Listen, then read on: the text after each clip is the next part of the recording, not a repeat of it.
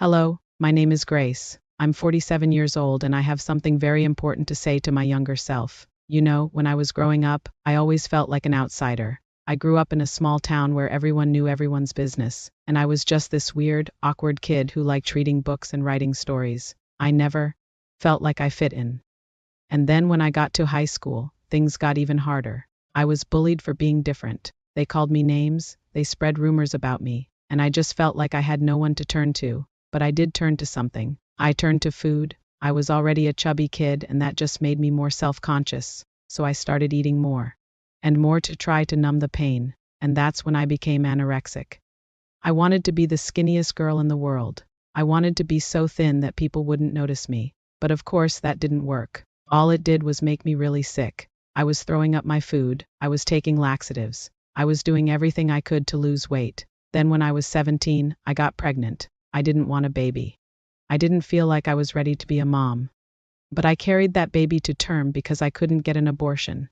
My parents were too poor to drive me to the doctor. So I gave birth to my daughter, and I hated her for a long time because I felt like she was the reason I could not achieve my dreams. But you know what? It turns out I was wrong. Having a baby at 17 made me grow up fast. It made me realize that I had a purpose in life. I wasn't just some chubby, awkward kid anymore. I was a mother. I was someone's daughter, and I had to make something of myself for them. So I started going to therapy. I started getting help for my eating disorder, and I eventually got to a place where I was happy with myself. You know, I even got married. I had 2 more kids, and I became a writer. Now, all of this to say, don't give up on yourself.